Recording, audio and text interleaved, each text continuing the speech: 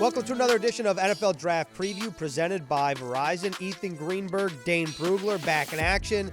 Dane, it's pro day season. Cam Newton's throwing at Auburn's pro day. I thought that was very newsworthy. I saw a tweet about DJ Fluker, the former offensive tackle in the NFL, or the offensive tackle in the NFL, and his body transformation. But this is really a time to talk about the current draft-eligible players, not necessarily the Cam Newton and DJ Flukers of the world. Before we dive into an edge-focused episode, I would say, because the Jets are always looking for some pass rush juice.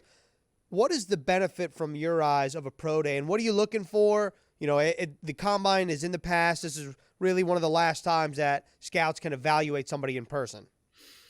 Yeah, and at the combine, it's a chance to see these guys move around, and that's essentially what's happening at the pro day, but it's a little more of a relaxed environment. You're doing it on your home turf. You probably slept in your own bed the night before. You're around your guys. So it should be a little bit more of a relaxed atmosphere for these players. And then, it's just a chance to see them go through the drills that you saw at the combine, both the testing and then the positional drills. For quarterbacks, it's throwing the football. For receivers, you see how you run routes and catch the ball. For linemen, bag drills, and for corners, pedaling, all that. It's a really important part of the process, just to get a better sense for movement skills. And you also have a chance to meet with players. And a lot of teams will, show up the day before, take a player out for dinner the night before, or stay late, meet with some of the coaches, that type of thing. So, and it's a chance to talk with other people within the program, whether it's assistants, whether that's, members of the administration, to find out more about a player, to get some more information. So there's a lot of benefits of a pro day. And, I know a lot of scouts that really enjoy the pro day circuit because it's a chance to get, they were on the road all fall, and then, chance to go home to home base. Now in the month of March, they're back on the road again, getting a lot of work done, kind of the finishing touches on all these players, making sure we have testing numbers, verified measurables for all of the players. And you know what? The biggest benefit, I think, is for some of the lesser known players who weren't invited to the combine to get a chance. A perfect example, Central Michigan had their pro day last week, and it was well attended by NFL teams. But there were also a few other players from area colleges coming to the Central Michigan pro day to work out. One of them being a little known offensive tackle from Northern Michigan named Jacob Witt. He goes and has a phenomenal workout. I talked to him yesterday. In the last week, since the pro day, he has talked with 25 teams. That's how good this pro day workout was. And without this pro day workout, nobody really has a good feel for Jake Witt. He was a high school basketball player, played basketball in college, decided to give football another shot. He played football as a junior in high school, tries to give football another shot at Northern Michigan. And he was a tight end as a junior. Halftime at a game late last year, they are ravaged with injuries on the offensive line. Midway through the game, they put him in a tackle. And so he's very, very young at tackle. But you know what? He's up to 302 pounds, and his workout was phenomenal at the Central Michigan Pro Day. So all of a sudden, Jake Witt from Northern Michigan, remember that name, he has a shot to be drafted in the later rounds because of the pro day and being able to go to a Central Michigan pro day that was a little more well-attended than some other pro days. Shout out to Jake Witt. Is that his last? Witt? How do you spell Witt? W-I-T-T. Yep. W-I-T-T. Shout out to Jake Witt. Crushing it at the Central Michigan Pro Day, although he's a Northern Michigan guy. And as I looked up, as you were saying that, Wildcat Willie, the mascot in Northern Michigan, that's got to be that's got to be a top 3 mascot name itself, I think. But you got to be well-versed in your mascots, right, Dane, considering you watch tape from like D1 to D7? Yeah, there are definitely some fun ones once you get to Division 2, Division 3. It's funny how many logos look like very similar to NFL or Power 5 logos. Just the shading of the colors are a little different. The mascot's a little different. My favorite is when you're watching tape and there's a bounce house just on the other side of the end zone, or you on the other side of the goalpost. It's just houses it looks like a high school field. But you know what? That's one of my favorite parts of the process is I get tips from scouts. But hey, this D2 player, he's got a shot. He's a pretty good player. And so, okay, let's fire up the tape, see what we got here. And it can be difficult at times going up against that competition. And in a case like Jake Witt, he is brand new to the offensive tackle position. And when I talked to him, he told me, look, some of the tape is silly. So, I mean, he knows. I mean, he's realistic about it. But you know what? You want to see progress. You want to see him get better. And he certainly did that. And with that type of pro day, with the type of numbers, he had a 37-inch vert, 10.3 broad, the big-time numbers for a 300-pounder. So all of a sudden, he's on the potential draftable radar now. Okay, so before we move on to discuss this edge class, throughout all your years of studying tape, that includes, if I recall, high school soccer tape. I think it was Jacob Harris. Is that right? Yeah, is that his name? Central Michigan. Good memory, yeah. Okay. Or Central Florida. Central Florida. Okay, so is Jacob Harris's high school soccer tape like the strangest or most unique tape that you've watched throughout your time doing this? Yeah, that's got what a pull by you. That's it's got to be, yeah, because that's something that happens very often. Obviously, is having to look at high school tape to get or soccer tape to get a better idea of how a player can move and the type of speed and coordination that he has. But you know what? That's we just saw a Super Bowl with a left tackle who had not played any football before he was drafted by the Eagles, and Jordan Mailata. But he had some pretty impressive rugby tape, and his workouts before the draft were just good enough that the Eagles said, hey, let's throw a dart. Let's see what we got here. And a couple years later, looking like a pretty smart pick. I'm getting Ted Lasso vibes. I've just started Ted Lasso, so I'm getting like Lasso vibes between a football guy watching soccer tape, just like Ted, a football guy coaching soccer or football in London. Yeah. So are you a Ted Lasso guy? Have you watched it at all? Not yet. Maybe this summer is when I'll finally get to it, but yeah. All right. I highly suggest it. Okay, so, do you? Okay.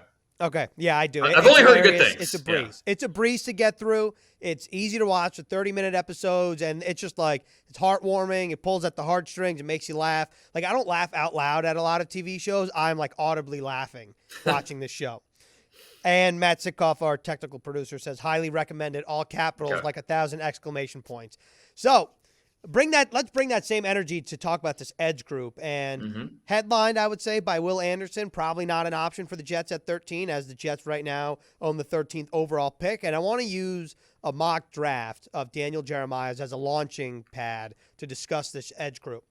He has the Jets not taking an offensive lineman in his latest mock draft. He has them taking Nolan Smith, the Georgia edge rusher, who I believe it was DJ said has like a similar body type to Hassan Reddick when he came out of college. So what is your what's your analysis, I guess, on Nolan Smith, and how do you think he would fit the Jets at 13? Big fan. Before the combine, he was my number 19 overall player. So I thought he was a top 20 guy going into the combine. And that was him coming off an injury. He had only played 8 games as a senior, and then he had pectoral surgery. Weren't sure what he was going to do at the combine, and then he goes out there and clocks a 4.39 in the 40 at 238 pounds. So, the testing looks great. The pro day, he did positional drills, didn't do anything else, just stood on his combine numbers. But this is a dynamic athlete. He's loose. He's flexible. Really twitchy with his redirect. They didn't ask him. A lot of people will point to the production or lack thereof as maybe a reason not to draft this player, but you have to understand how he was used in that Georgia scheme. He was a 3-4 linebacker and asked to do a lot of reading, dropping, reacting to what the quarterback is doing. So he wasn't a guy that just pinned his ears back and got after the quarterback. So it wasn't allowed to do that. That's not what he was asked in that scheme. So I think that even though, yes, he had, I think, only 11 and a half career sacks in 4 seasons, there's a lot more meat on the bone. If you give him more pass rushing responsibility, he has the athletic ability, obviously, with those numbers.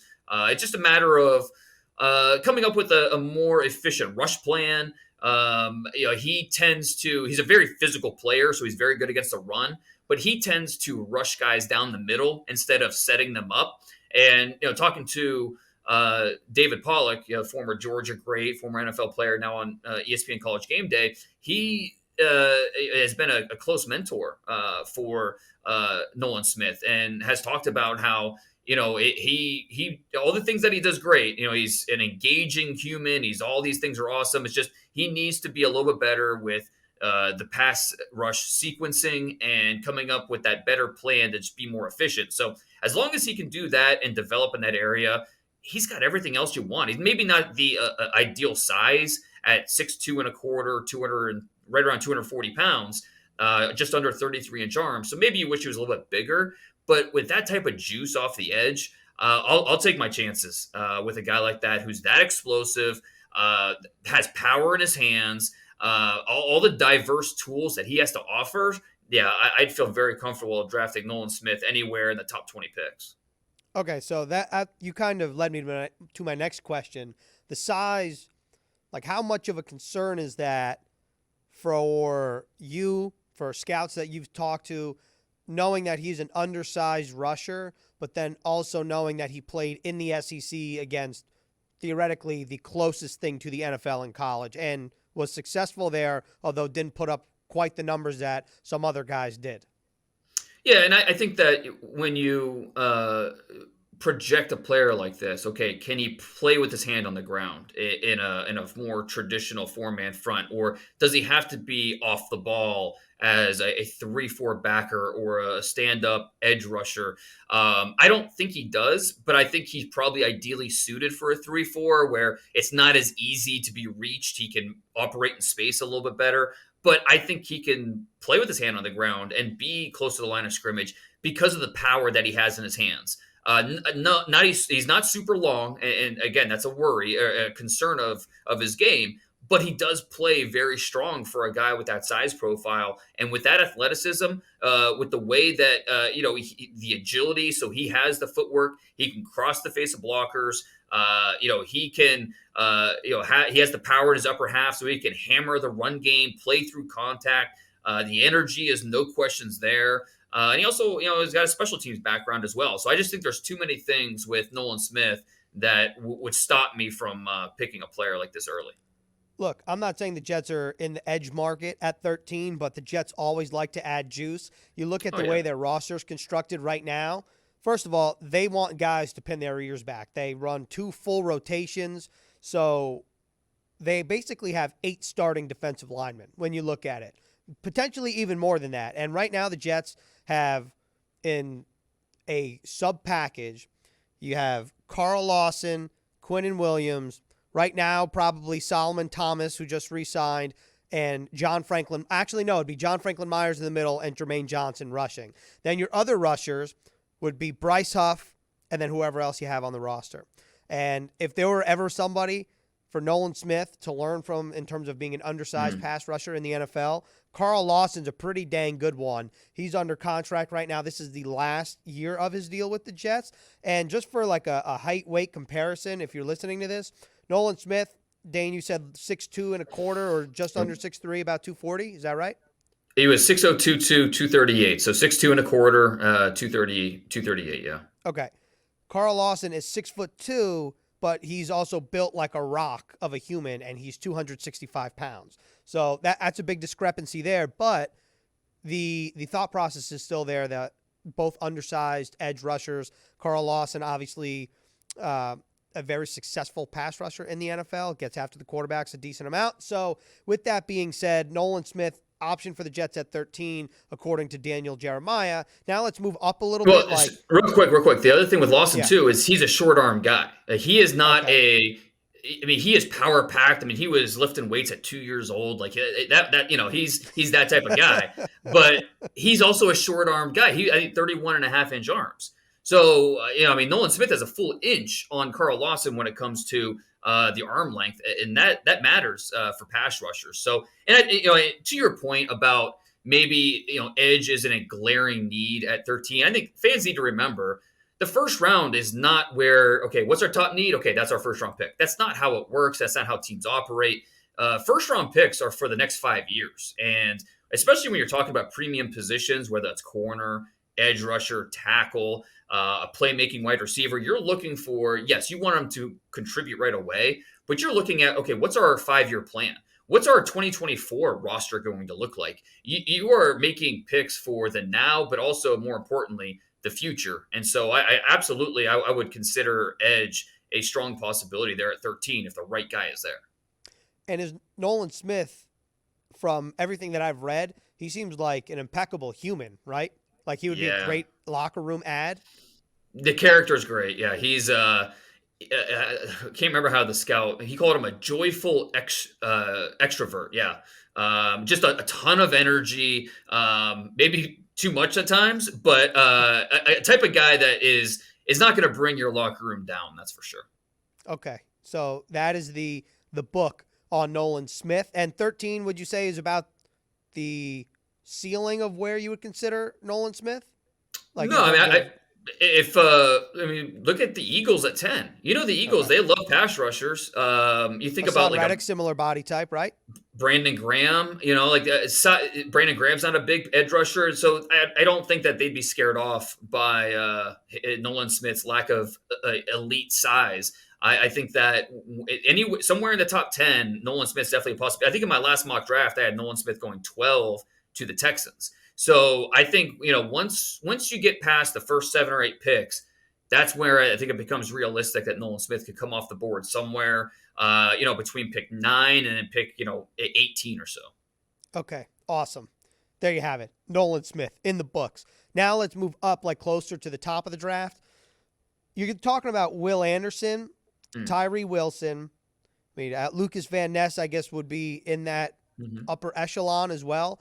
Can you, in your own words, just take us through those 3 guys, how you rank them, and what their strengths are potentially in the NFL?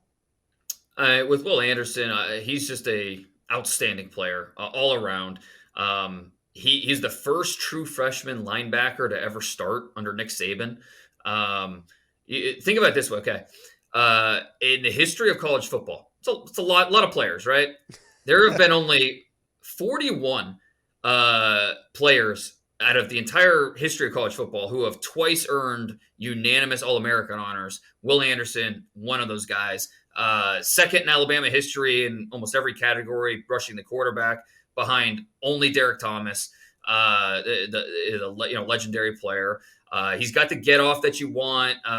He's got bend. He's got dip. He's a flexible player. His arsenal of rush moves is instinctive. He has a good feel for when to use what move. And then as good as he is as a pass rusher, he might actually be a better run defender. He's very quick to diagnose. His handwork is advanced. He's got lateral agility. So my main area of concern with him is he needs to be a better finisher. He left way too much production on the field, especially in the backfield, where he'll get there, he'll be disruptive, but then he just slipped off the ball carrier or just missed the quarterback. Needs to get better as a finisher, but still, I'll take my chances with the guy that knows how to get there and blow things up because of those twitchy movements, the skilled hands, overall play speed. He has all pro potential in the NFL. So Will Anderson, I think, is the real deal as a top 5 pick.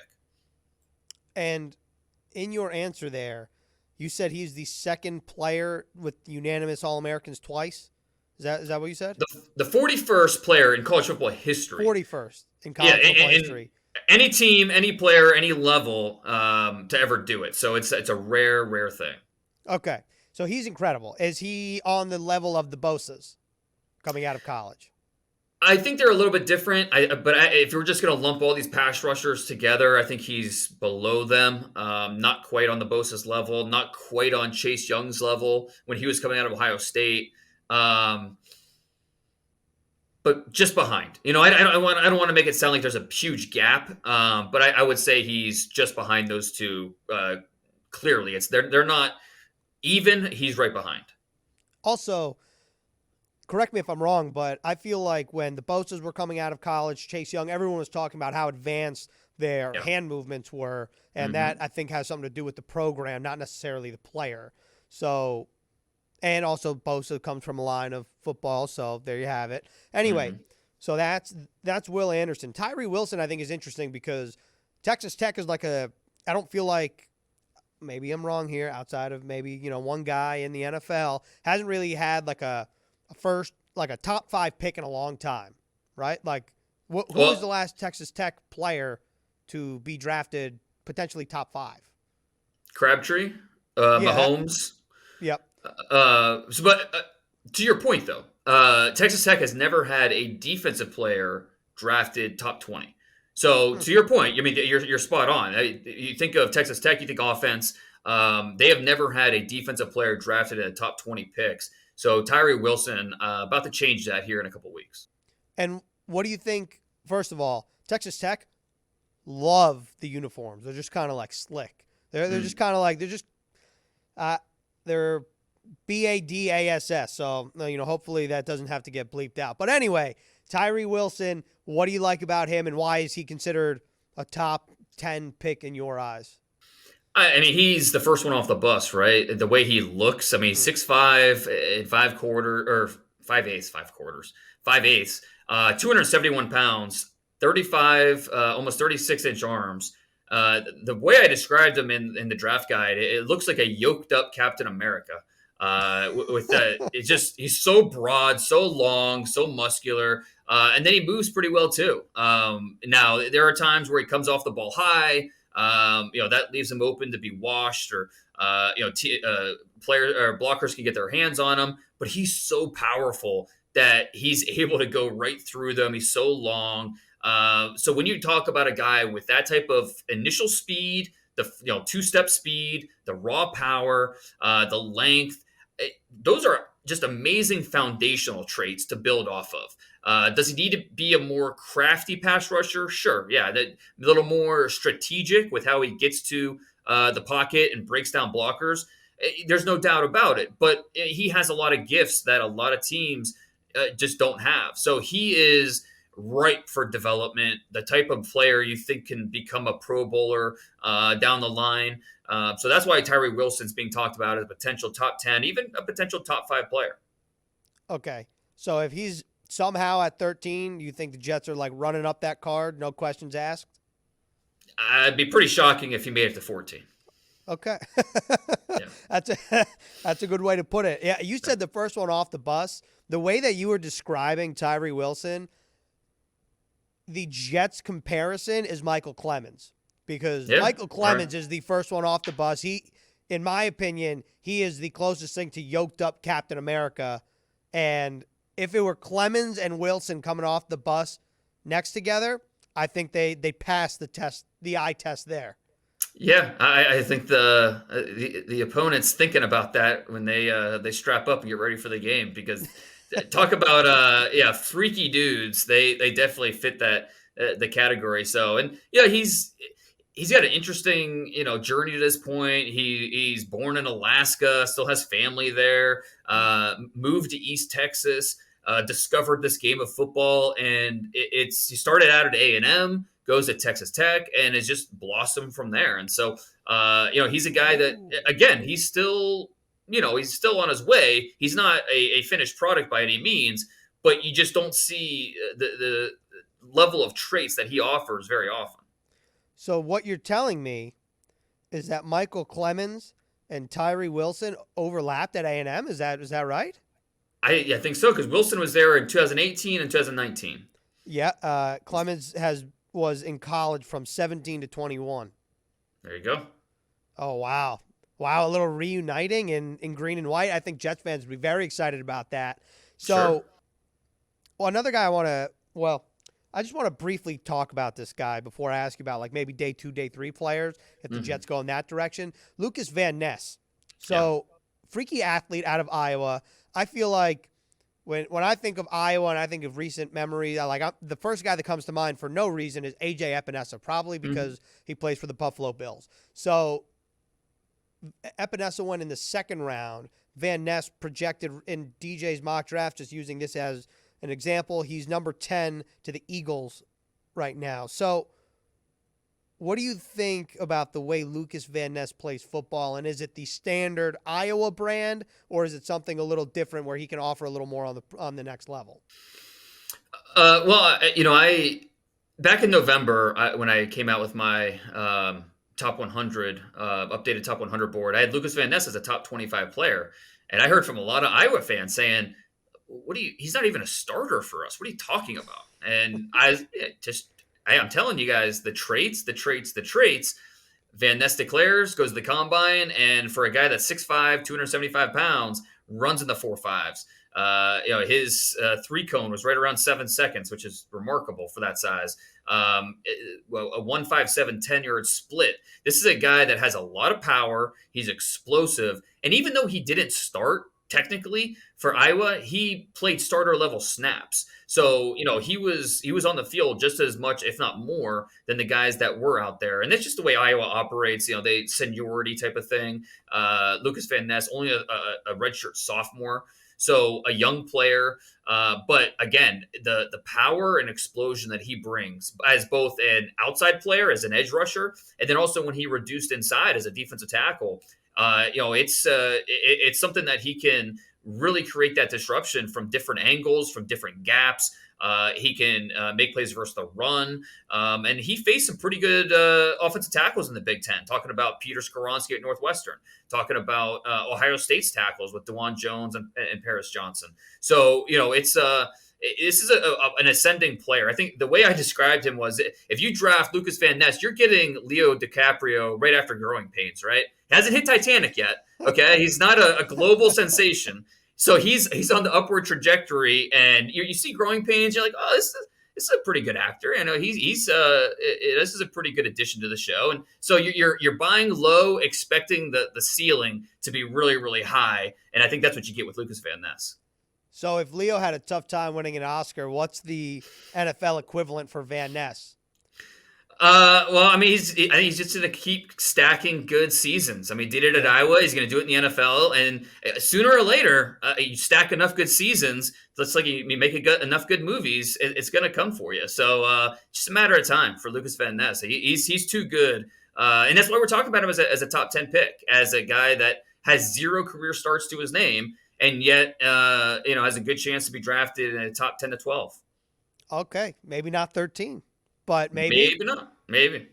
All right, we'll see what happens. Before we let you go here on this episode, I just want you to have the floor and kind of talk about some guys that you like, whether that be trait-wise, whether that be fits for the Jets at edge, day 2, day 3, like anybody that you think could be a fit, anybody that catches your eye, and anybody that you think, you know what, maybe you should just keep an eye on this guy, similar to your Northern Michigan guy. He's a little more well known than Jake Witt, but BJ Ojulari from LSU. His older brother is playing in New York for that other team. Bring BJ to the Jets. He's like his older brother, a little undersized, 6'2.5", 250 pounds, but really long. He's got those long arms. And talking to a Southeast scout, I asked him if Nolan Smith is probably the best character guy in his region, because that's fully what I expected him to say. And he said Nolan Smith would be number 2, right behind Ojulari. So this is another guy that checked the box for the football character, the personal character. He's just got a really intriguing combination of get off quickness, closing burst. He can win with his hands. He'll throw out a ghost move. He likes to get after the quarterback. And maybe it's because he didn't do a full workout at the combine, but I'm a little surprised he doesn't have more buzz. Because I know teams like him, and I know, he's a guy that even if he doesn't sneak into that late first, day 2, he's going to be a pretty popular guy, and could be end up being a steal, kind of like his brother was as a second round pick for the Giants. So I think that this edge class, one of the stronger groups we have this year. So we just went through a lot of guys that are going to go in the top half of round 1. But in the second round, third round, there are a lot of names, and teams stack these guys differently based off of what they're looking for. A guy like Will McDonald from Iowa State, 6'3.5", 240 pounds. So he's undersized, but a freaky athlete, really long, 35-inch arms. He's got that stretched out, rangy frame, but has a lot of agility, has a lot of joint flexibility. So he can win different ways, but you worry about him, okay, as a run defender, can he hold up so we can keep him on the field, or is he going to be a pass rush specialist for us? That's why we're talking about Will McDonald as probably more of a day two guy. And we could, there's literally probably 10 pass rushers that are going to go in the top 80 picks, top 100 picks, because it's just it's a premium position first and foremost. And then this draft class has a lot to offer in terms of depth at those key positions, both guys that are maybe more base ends, whether it's a Dylan Horton from TCU or a Keon White from Georgia Tech, or if you want your undersized edge rushers like a BG Ojulari or even like a Derek Hall from Auburn. So I think this draft of pass rushers has a little bit of everything for each scheme and depending on what you want. That's a great way to put a bow on the Edge episode here on NFL Draft Preview presented by Verizon. Dane, thanks a lot, as always, and we'll talk to you next week. All right, thanks, Ethan.